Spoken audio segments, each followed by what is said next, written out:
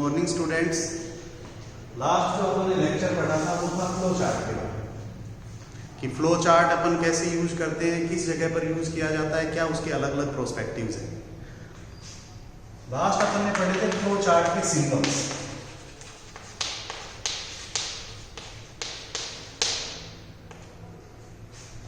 मतलब जब अपन flow chart draw करते हैं तो उसके लिए कुछ एक सिंबल्स डिजाइन किए जाते हैं। प्रत्येक सिंबल का अपना एक पर्टिकुलर पर्पज होता है, अलग अलग उद्देश्य के लिए अपन यूज करते हैं। जैसे अपने को पता है कि कंप्यूटर सिस्टम के अंदर जो अपन डिजाइन तैयार करते हैं उसमें बेसिकली 4 पार्ट होते हैं। लॉजिक का जो अपन डिजाइन तैयार करते हैं वो 4 पार्ट है, memory space, input, processing, output.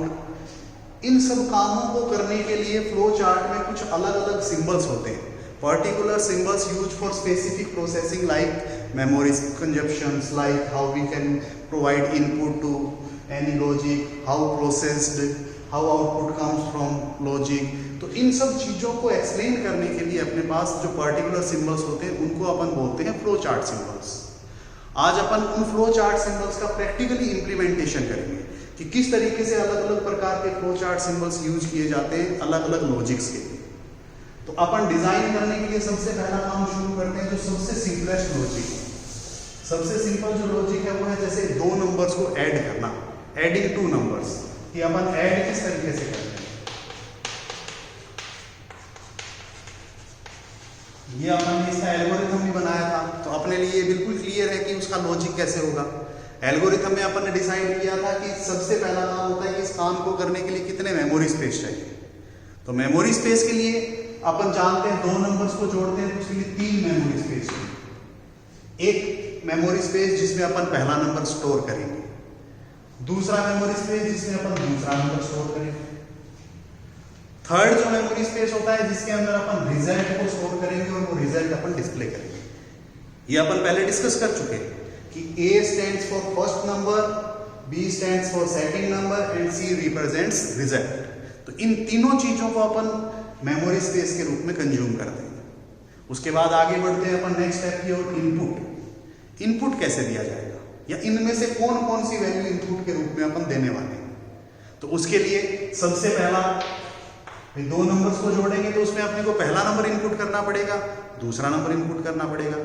तो A इनपुट करेंगे अपन, B अपन इनपुट करेंगे। ये 2 वैल्यूज अपन इनपुट करने वाले हैं। प्रोसेसिंग क्या होगी, A और B जुड़ेगा और C में स्टोर हो जाएगा, यानी कि C assignment A plus B, ये इसकी प्रोसेसिंग हो गई। लास्ट है आउटपुट। आउटपुट क्या आएगा, जिसके अंदर रिजल्ट स्टोर है, यानी कि C। ये अपना एक रफ स्ट्रक्चर हो गया 2 नंबर्स को ऐड करने का लॉजिक। अपना जो उद्देश्य है इस यूनिट के अंदर वो है कि फ्लो चार्ट अपन कैसे डिजाइन करते हैं, कि किस तरीके से फ्लो चार्ट अपना यूज होता है, किस तरीके से अपन उसको लागू करते हैं। तो यहां लागू करने के लिए सबसे पहली चीज अपन ने फ्लो चार्ट के 7 सिंबल्स पढ़े। पहला सिंबल था जो कि एक ओवल की आकृति थी, अंडाकार आकृति थी, जो अपने को ये बताता था कि यहां से अपना फ्लो चार्ट शुरू होता है या फिर यहां पर अपना फ्लो चार्ट एंड होता है। इन दोनों ही चीजों को अपन जस्टिफाई करते थे या इन दोनों ही चीजों को अपन रिप्रेजेंट करते थे ओवल की आकृति की सहायता से। जैसे मैंने यहां पर अपना डिजाइनिंग कॉन्सेप्ट शुरू किया है, तो सबसे पहले अपन एक ओवल की आकृति बनाएंगे और उसमें कैपिटल लेटर से लिखेंगे स्टार।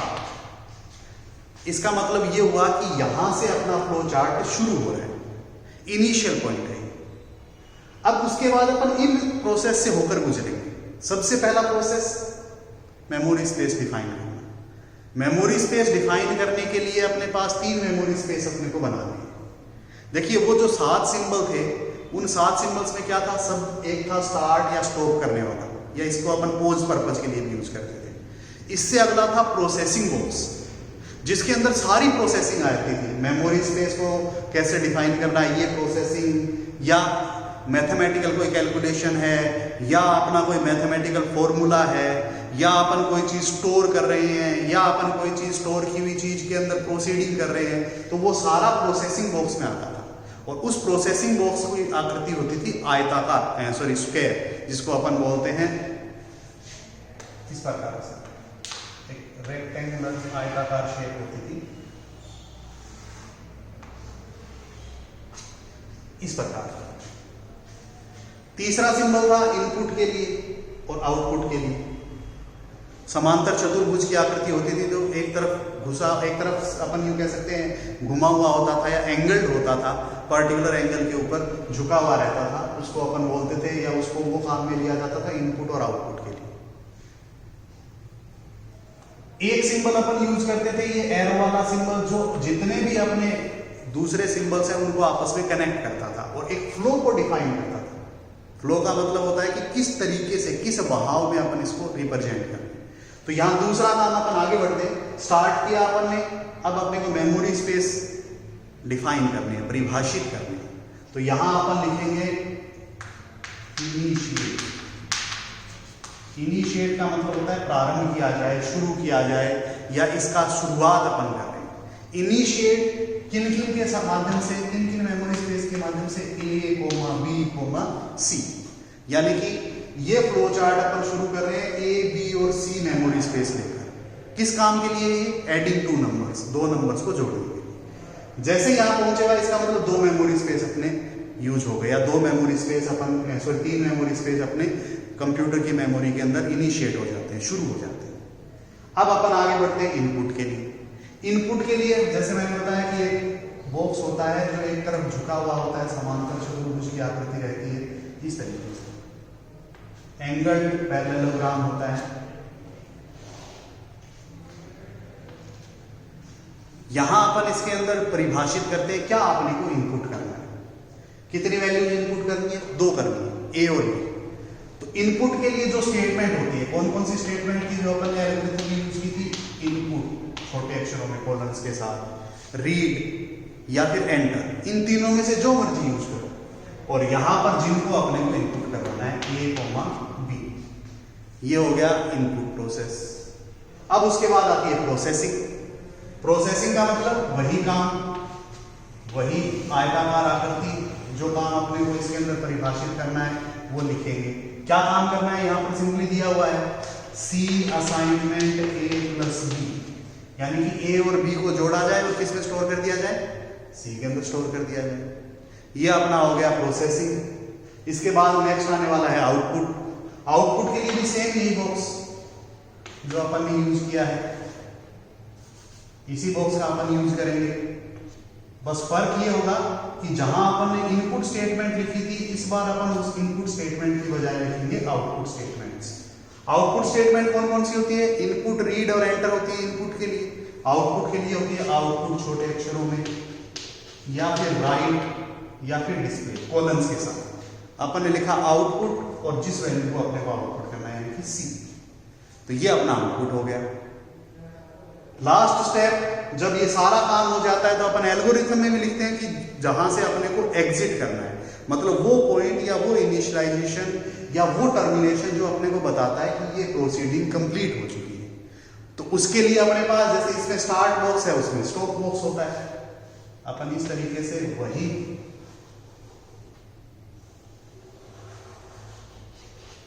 वही आकृति अपन डिफाइन करेंगे स्टॉप के, कैपिटल लेटर्स में लिखेंगे स्टॉप। तो ये जो अपन ने लिखा है ये सारा का सारा पार्ट अपना फ्लो चार्ट कहलाता है फॉर एडिंग टू नंबर्स, दो नंबर्स को जोड़ने के लिए। अगर अपने को ये एक चीज समझ में आ जाती है, इसका मतलब ये है कि अपन लगभग सारे के सारे कर सकते हैं। कैसे कर सकते हैं? जैसे अपने को इसकी प्रोसीडिंग को समझना, सबसे पहले स्टार्ट हुआ प्रोसेस, फिर अपने लिए तीन मेमोरी स्पेस इनिशिएट हुए, मतलब कंप्यूटर की मेमोरी में तीन स्पेस बन गए। किस किस नाम से? ए, बी और सी के नाम से। जैसे अपन इस लॉजिक को आगे बढ़ाएंगे ये तीन अपने बन जाते हैं। फिर उसके बाद इनपुट, इनपुट का मतलब यूजर देगा कंप्यूटर मशीन को इनपुट। ये सपोज अपनी स्क्रीन है, यहाँ पर कर्सर ऐसे ब्लिंक करेगा, अपने से वैल्यू मांगेगा, अपने को कोई भी वैल्यू देनी पड़ेगी। जैसे मैंने वैल्यू दे दी 10 और एंटर करना है, तो वो 10 वैल्यू इस पहले इनपुट स्टेटमेंट वाले पार्ट में चली जाती है, यानी कि ए में चली जाएगी। फिर अपन ने दूसरी वैल्यू मांगेगा, अपन ने दी 50 और एंटर दबाया, तो ये 50 वैल्यू यहाँ इस बी के अंदर चली जाती है। ये काम हो गया इनपुट का। नेक्स्ट आता है प्रोसेसिंग। प्रोसेसिंग में क्या लिखा है अपन ने? सिंपली ए और बी जोड़ेगा और सी में स्टोर कर देगा। इन दोनों को जोड़ा, 10 और 50 को, 60 हो गया, 60 अपना सी में स्टोर हो गया। अभी तक सिर्फ मेमोरी में स्टोर हुआ है, अभी तक अपन ने इसको आउटपुट नहीं किया। आउटपुट के लिए जो सिंबल काम करेगा ये वाला, इससे जस्ट नीचे आउटपुट सी, यानी कि ये आपने को स्क्रीन के ऊपर इस तरीके से 60 दिखाई देगा। और स्टॉप का मतलब ये पूरा का पूरा इरेज हो जाएगा जो भी हमने दिया है। तो यहाँ फ्लो चार्ट सिंपली वही काम करता है जो काम अपना एल्गोरिथम करती थी, बस फर्क एक चीज का है, way of representation. Way of representation का मतलब होता है तरीका, व्यक्त करने का तरीका। एल्गोरिथम में जो अपन ने ये रफ लॉजिक लिखा है, ये लिखते थे स्टेप्स में, इंग्लिश लैंग्वेज के स्टेप्स में लिखते थे। प्रत्येक जो स्टेप होता था उसके लिखने के कुछ नियम होते थे, कुछ स्टैंडर्ड होते थे, उनको अपन फॉलो करते थे, स्टेप वाइज वो अपना रन करता था। यहाँ इनका जो रिप्रेजेंटेशन है वो है थ्रू सिंबल्स अकॉर्डिंग चार्ट, मतलब चार्ट स्ट्रक्चर के अंदर अपन इनको परिभाषित करते हैं। अब ये जो चार्ट स्ट्रक्चर होती है किस प्रकार से डिस्प्ले होती है, किस प्रकार से लागू रहती है, ये फ्लो में चलता है। जैसे पहला ये सिंबल, फिर एरो अपने को डिफाइन करता रहता है कि इस तरीके से नीचे की तरफ बढ़ रहा है, इस तरीके से नीचे की तरफ बढ़ रहा है, तो ये यहां से शुरू होकर यहां तक पहुंच जाता है। और ये एक नहीं है, आप ऐसे कितने भी लॉजिक लिख सकते हो। जैसे अपने को सपोज कीजिए कि अपन ने पीछे भी किया था, सिंपल इंटरेस्ट निकालने का लॉजिक किया था। सिंपल इंटरेस्ट क्या होता है? साधारण ब्याज।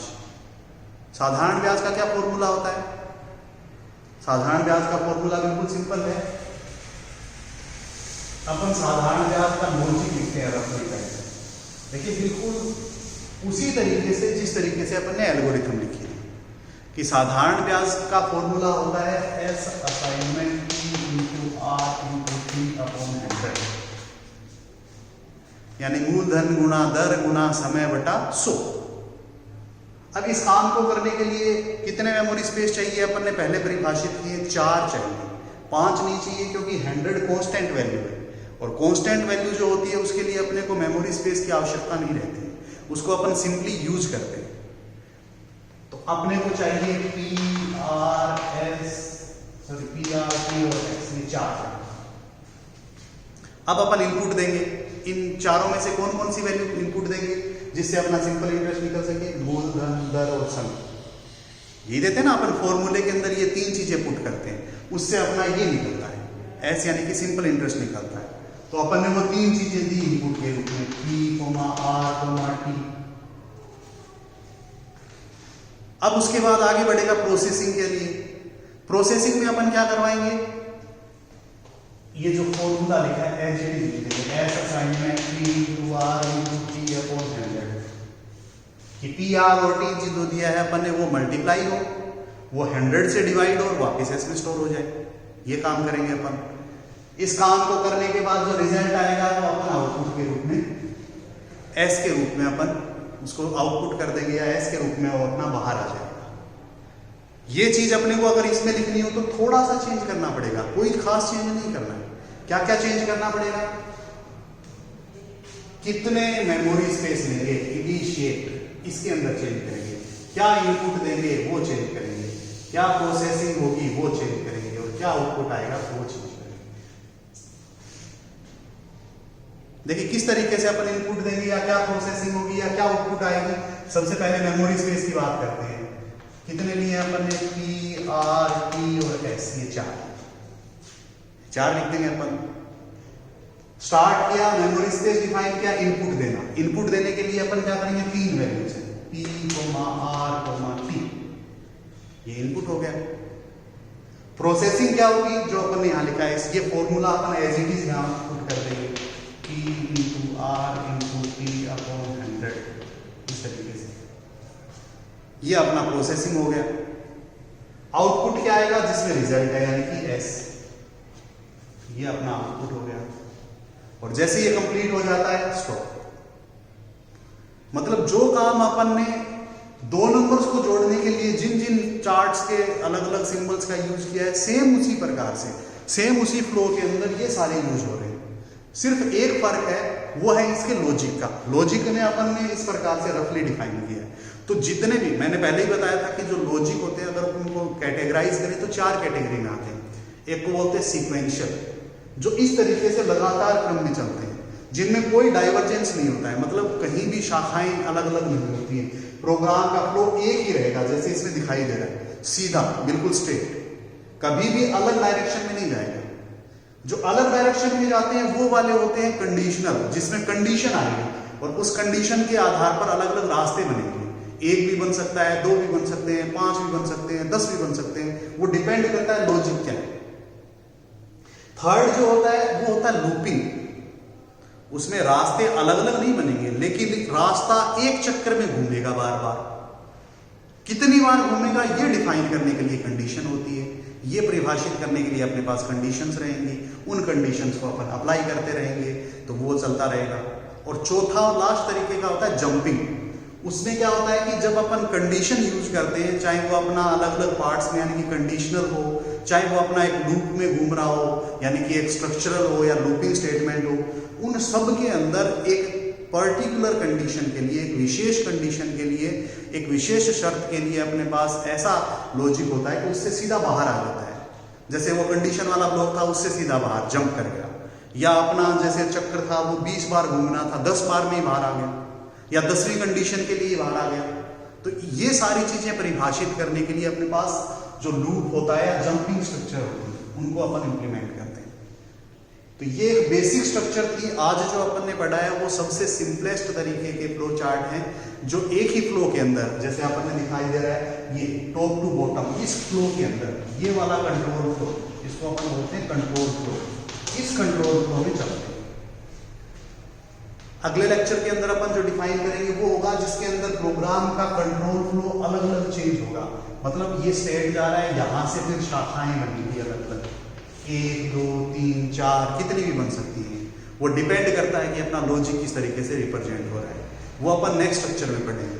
तो यहाँ जितने भी मैथमेटिकल फॉर्मूला है, जैसे 2 नंबर्स को जोड़ना, 3 नंबर्स को जोड़ना, 5 नंबर्स को जोड़ना, घटाना, मल्टीप्लाई करना, सिंपल इंटरेस्ट निकालना, आयत का क्षेत्रफल निकालना, वर्ग का क्षेत्रफल निकालना, ट्राइंगल का क्षेत्रफल निकालना, ये सारे काम अपन इन सीक्वेंशियल या एक सिंपल फ्लो चार्ट की सहायता से कर सकते हैं।